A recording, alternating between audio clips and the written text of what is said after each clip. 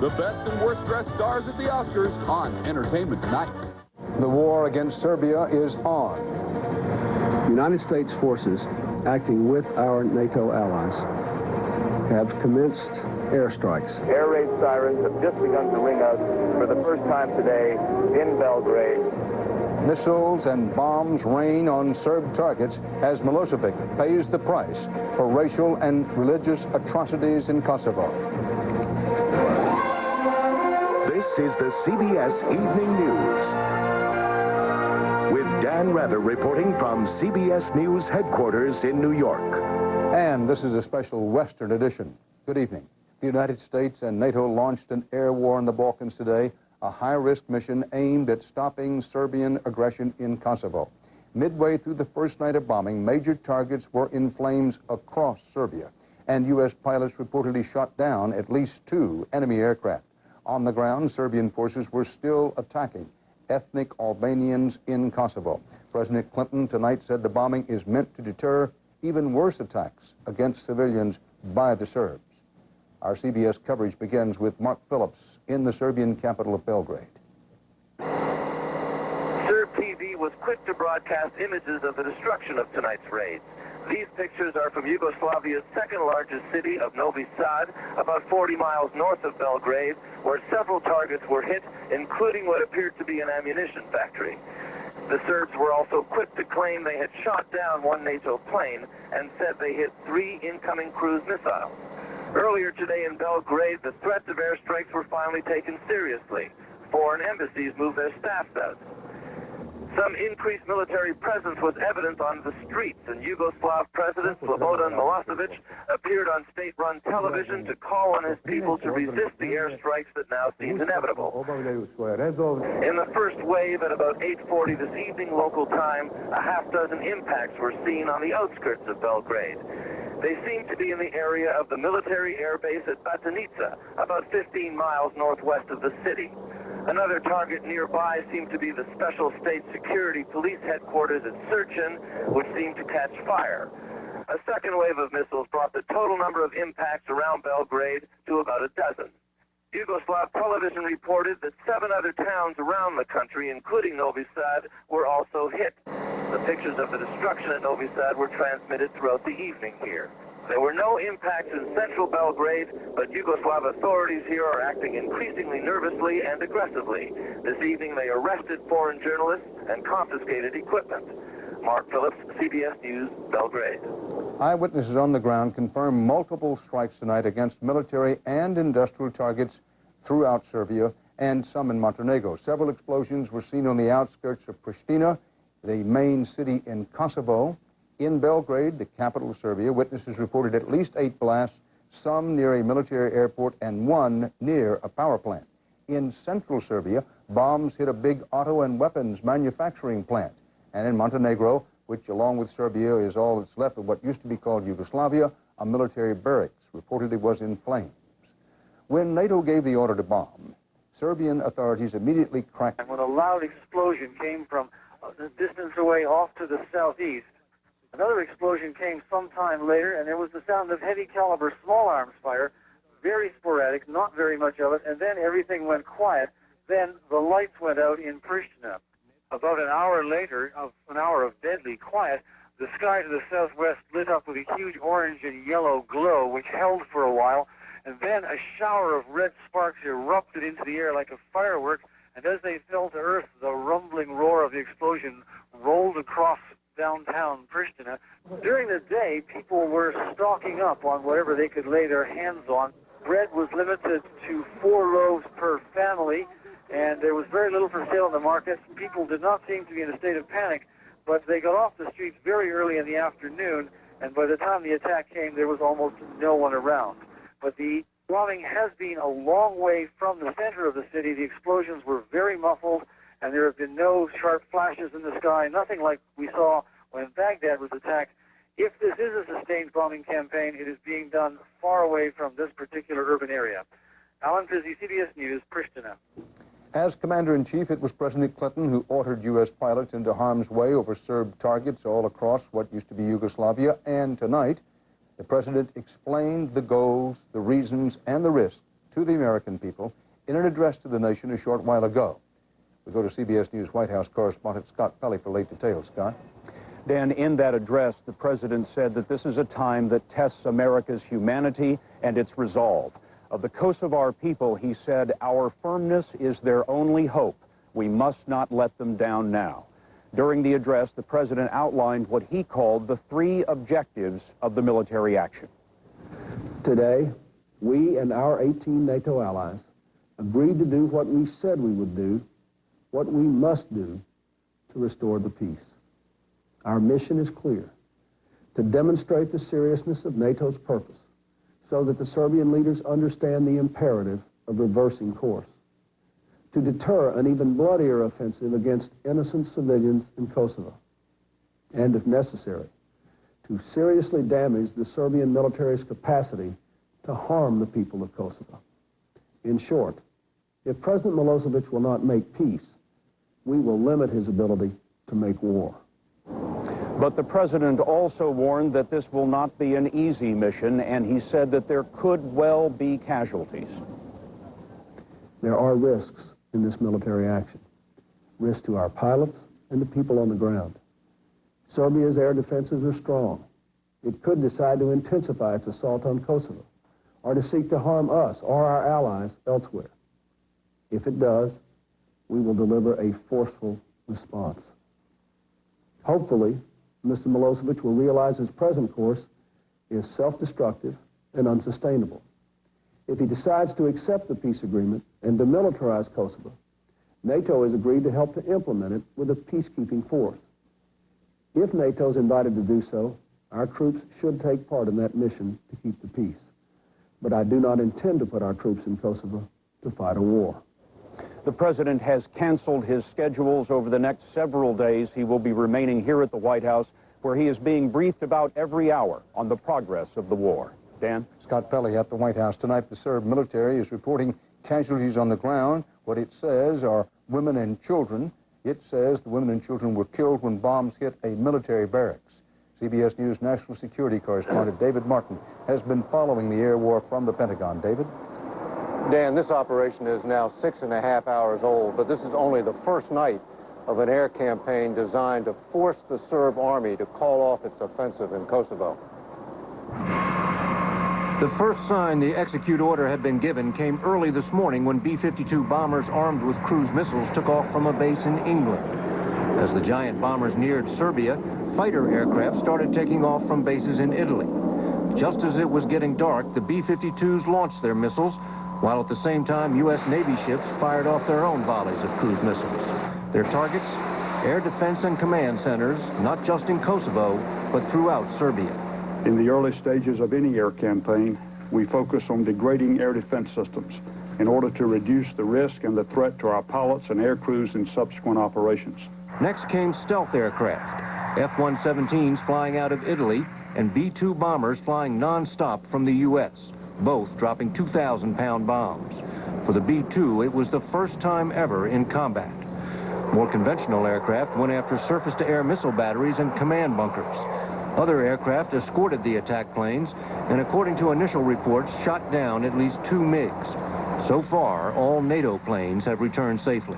At this point, we have no indication of casualties to U.S. or NATO forces. On this first night, anti-aircraft fire was much lighter than expected, probably because the Serbs were afraid of hitting their own MiGs. But now that NATO planes apparently have shot down some of those MiGs, the Serbs may switch tactics and start firing off surface-to-air missiles. Dan? David Martin at the Pentagon. The U.S. Navy's sea-launched missiles and aircraft carrier power are, of course, important in this, but for the moment, the main launching pad for the air assault is the U.S. Air Base at Aviano, Italy. CBS News senior European correspondent Tom Fenton was there today as the planes and their pilots went to war. Tom? Dan, I've been watching an historic event. For the first time in the 50 years of the NATO alliance, its forces are attacking a sovereign nation. As dust fell over the Aviano Air Force Base, the first of dozens of NATO planes roared into the evening sky. The numbers and variety of aircraft suggested the opening phase of a massive attack. There were the U.S. Air Force's top-of-the-line stealth fighter bombers, along with the full array of warplanes at NATO's disposal. most of them American, but a number from other members of the alliance. The planes were armed with a lethal load of smart bombs and missiles to be used against Serbian air defenses and other military targets.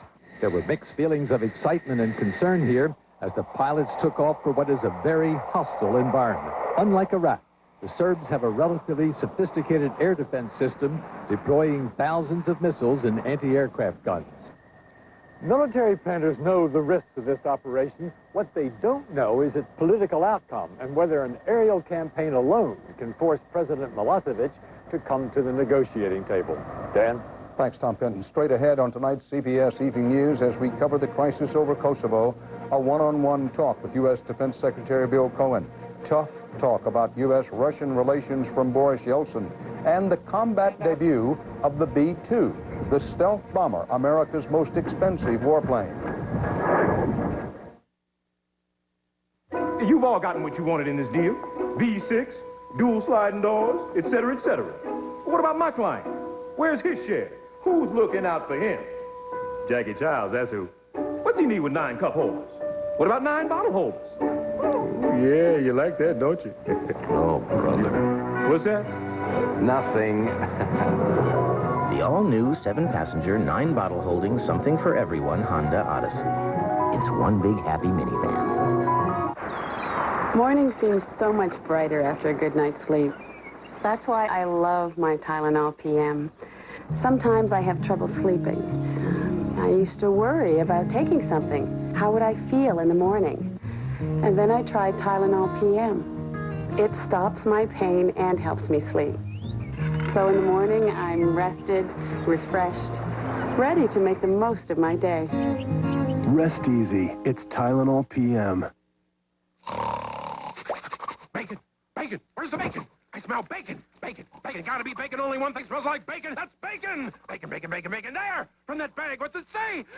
I can't read! Please, please, give me what's in the bag! Chewy, yummy, smoky bacon! There you go. Oh boy, oh boy, oh boy! No, no, no, no, no, no! It's bacon! No, it's Bacon Strips, brand dog snack from Purina. Bacon Strips. Dogs don't know it's not bacon. It's bacon! President Clinton telephoned Russia's President Boris Yeltsin today about the NATO airstrikes against Serbia. The president was described as, quote, passionate. Tonight, Yeltsin pulled Russia out of its current military and political cooperation agreements with NATO. From Moscow, CBS News correspondent David Hawkins has more on the Russians' bearish reaction. The airstrikes against Yugoslavia are seen here as a blow to Moscow and Russia's national pride, and could shatter Russia's relations with the United States. Russian President Boris Yeltsin called the bombings, quote, a strike against the whole international community, and said Russia would break off its relationship with NATO and take military steps to protect its national interests. Russians resent what they consider U.S. meddling in their backyard and sympathize with the Christian Orthodox Slavs in Serbia. Angry protesters gathered outside the U.S. Embassy in Moscow earlier today, which tightened security and prepared for the worst. Several Russian legislators called for the country to defy the UN arms embargo and send weapons to Yugoslavia. And alarmingly, the Russian Defense Ministry suggested moving tactical nuclear weapons closer to the region. Yugoslavia's ambassador to Moscow, Borislav Milosevic, who happens to be President Slobodan Milosevic's brother, said in an interview with CBS News today that there have been discussions with Russia about sending Yugoslavia sophisticated anti-aircraft missile systems. That would certainly chill U.S.-Russian relations, and many here fear that today's airstrikes will push the two countries closer to a new Cold War. David Hawkins, CBS News, Moscow. Straight ahead now, CBS takes you to home base for the U.S. B-2 stealth bomber, the $2 billion a copy plane sent into combat today for the very first time. Catch the wave of extraordinary savings. Be progressive. Call 1-800-AUTO-PRO. And remember, Hershey's Taste Stations. When Hershey makes a hard candy, it's hard to resist. Hershey's Taste Stations. problem? The doctor said my cholesterol is still too high. What about diet and exercise? We didn't do enough. So? He suggested adding Lipitor. Lipitor, the #1 prescribed medication for lowering cholesterol. In clinical studies, Lipitor with diet was proven to lower bad cholesterol 39 to 60%, total cholesterol 29 to 45%, triglycerides 19 to 37%. He said over 4 million people have started taking Lipitor to lower their cholesterol. Lipitor is not for everyone, including people with liver disease or possible liver problems, women who are nursing, pregnant, or may become pregnant. There'll be blood tests to check for liver problems. Tell your doctor about muscle pain or weakness, as these may be signs of serious side effects. We take Lipitor once a day. Ask your doctor or pharmacist for more information on Lipitor and call 1-888-LIPITOR. Well? Lipitor did it. My cholesterol's way down. Lipitor, the lower numbers you're looking for. Tonight on 60 Minutes 2, what happened to these children was a scandal, a lie, and a secret. But the secret's about to come out on 60 Minutes 2, tonight. Into the mix of U.S. air power brought to bear against Serb targets today, the B-2 stealth bomber, described as America's only truly all-weather weapon system. It's a high-tech, high-priced weapon, more than 20 years in the making, from blueprint to rollout to today's first-ever use in combat. CBS's Jim Axelrod is at the B-2's home base in Missouri. Jim? Dan, the B-2 stealth bomber is the world's most expensive warplane. And now, after more than 2 decades of design and development, the United States military is finding out exactly what it's got for its money. They cost $2 billion apiece, drop tons of satellite-guided bombs from 40,000 feet, and are designed to fly undetected by enemy radar. But until today, the B-2 stealth bomber had never been battle-tested. This was the first use of B-2 bombers in combat, and I got to tell you, the crews and the jets performed magnificently, and now are safely on their way home.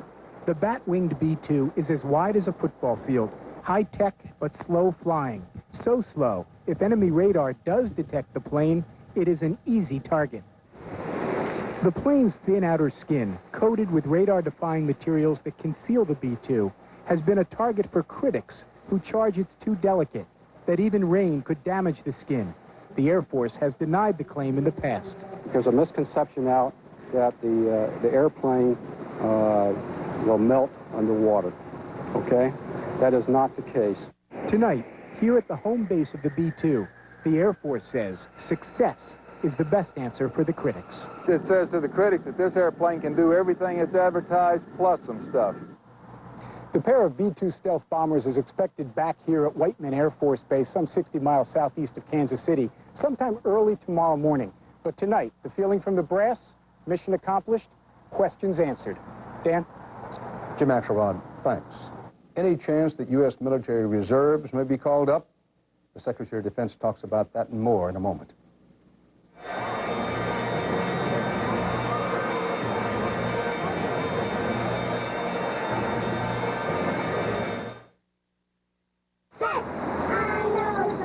Dear True Value, after 3 attempts to install a faucet I bought there, your salesman did something kind of amazing. He offered to come and help do the job himself. And the price for his services? A ride to my home. Made me feel great. And I think the True Value guy felt pretty good about it, too. Until the ride back to the hardware store. Will you come back for dinner? The best way to stop suffering from allergies is never to start. This is Nasal Crom. You heard right. Nasal Crom. It's allergy prevention. Nasal Crom doesn't just relieve allergies. It flat out prevents them, preventing the natural defenses in your nose from going haywire. So you can live like a person with no allergies. Nasal Crom's like nothing else. No drowsiness, no jitters, no dependency. Nasal Crom. The best way to stop suffering is never to start. Imagine a world without moisture. For millions of people with dry, scratchy eyes, this is how their world feels. Now there's new Visine Tears for dry eyes, with a unique tears formula not found in other leading brands. Visine Tears soothes dry, scratchy eyes and makes them feel moist and comfortable in seconds. And it's safe to use as often as you need. Discover a world of comfort with new Visine Tears. It gets the dry out While Johnny Kim was getting ready for the first customers of the day, someone else was looking at larger space for his growing business. At 3 o'clock, while the Curtis family was watching their daughter's soccer game, someone else was walking a prospective tenant through one of their apartment buildings. And while Carmen Delabar was preparing for a fashion show, someone else met with an appraiser about her investment property. You've got a life. We let you live it. We're realtors. Real estate is our life. Crisis over Kosovo. Airstrikes hit Yugoslavia. We'll have coverage of the latest developments, the damage, and reactions from around the world. Tomorrow. On This Morning. With the Allied air war against Serbia underway, joining us now from the Pentagon, the United States Secretary of Defense, William Cohen. Mr. Secretary, thank you for your time. Specifically, what will it take to get the bombing stopped? Mr. Milosevic could pull his troops back from Kosovo. He could go back to what he agreed to do last fall in October, when he agreed to pull his forces back after having put 300,000 to 400,000 people up in the mountains in danger of freezing and starving to death. He could agree to stop the assault upon the people of Kosovo and pull back. And that would be an indication on his part that he intends to embrace the principles and the agreement at Rambouillet. Mr. Secretary, true or untrue that the original plan was to carry on this air campaign for a number of weeks, and that's now been truncated to a few days? That is not true. This campaign is fully integrated. Much will depend on how long it continues, to the extent that Mr. Milosevic does not stop his slaughter of innocent people and does not pull his troops back and does not pose a threat to the region itself. Then we will continue this effort until such time as we damage his ability to continue assaulting the Kosovo people. Do you consider so-called collateral damage, that is, damage to civilians, non-participants in the war, inevitable in this kind of air attack?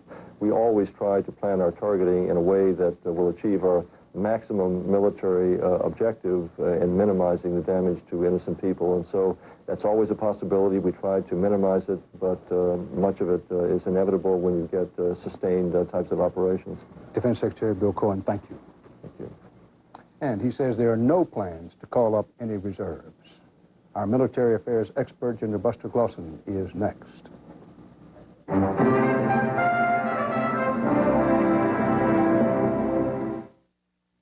I became interested in working in the brokerage industry when I was very young. I went to Harvard. I majored in economics. We had a last trade at 59 and 7/16. That was down 4 and 3/16 on the day. Throughout my life, I've had to work hard and had to focus to get where I am, and I'm going to bring that ethic to my job here at Schwab. Charles Schwab, Adam, 122998. Anytime you have a company that's been this successful as Schwab, obviously the employees are driving that, and I hope that I benefit Schwab in their growth and in their success, and I will.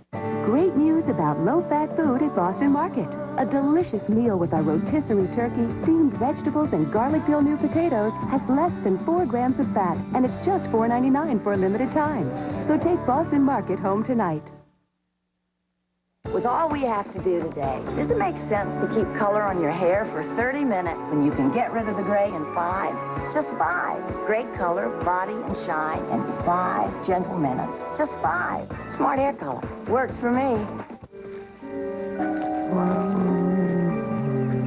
Finally, intelligent life in auto insurance. Be progressive. Call 1-800-AUTO-PRO for savings that are out of this world. And remember, You better believe a pain like this, from a store like this, will go on like this, live on like this, and look like this, give you pride like this, 'cause it's true. It's True Value paint, and you can't do better. It really is this good. Goes on like this, lives on like this, looks like this, pride like this. True Value paint. Great paint, great store. That must be a fascinating article. You think? But now it's time to feed the kitties.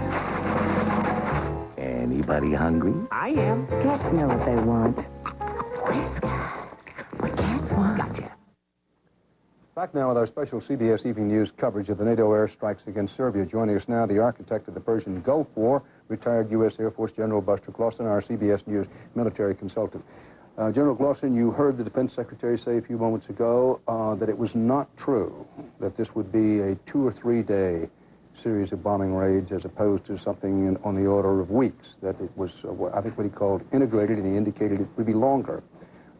What's your judgment on the basis of what you've seen and heard? Well, I truly hope, Dan, that that's correct, that we don't see the campaign end and then the Serbian atrocities start a week later. But unfortunately, it has all the telltale signs of a 2 to 3 day campaign, most notably the vague and nebulous objectives that permit you to stop anytime you want to without accomplishing very much. Now, you say, unfortunately, 2 or 3 days. What would be unfortunate about that? How long should it last? You'd need about 3 to 4 weeks with that rugged terrain and bad weather to really deliver a knockout blow to that Serbian army that would be long-lasting. One of the questions foremost in everybody's mind, is ground fighting here inevitable? Absolutely not.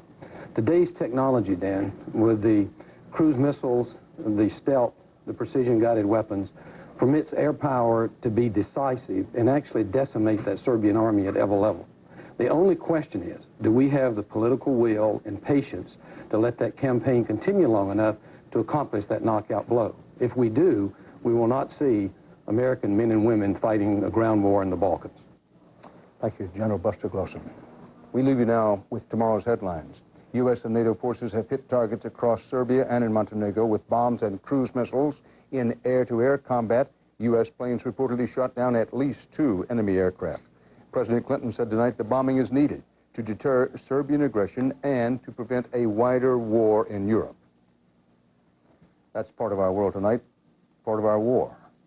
I'll be back later here on CBS with 60 Minutes, too. It took decades for 10,000 lost children to uncover the lies about why they were shipped halfway around the world. Bob Simon unravels the mystery. And a classic performance in our 60 Minutes classic from Morley Safer. We hope you make an appointment to see 60 Minutes 2. That's coming up tonight at 9 Pacific Time here on your CBS television network. In the meantime, if any major news breaks out, CBS News will break in. For the CBS Evening News, Dan Rather reporting. I'll see you again soon, tonight at 9 on 60 Minutes 2. For news 24 hours a day, CBS.com on the internet and on our interactive partner, America Online, at keyword CBS News.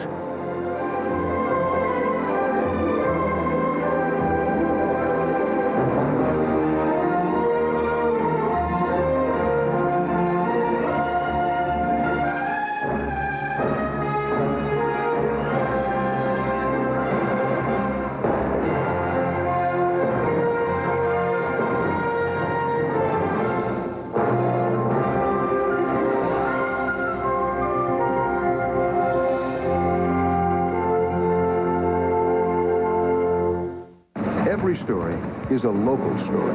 An economic change in Asia or a medical discovery in Europe could change your life forever. Finding the connections takes experience. Making them clear is what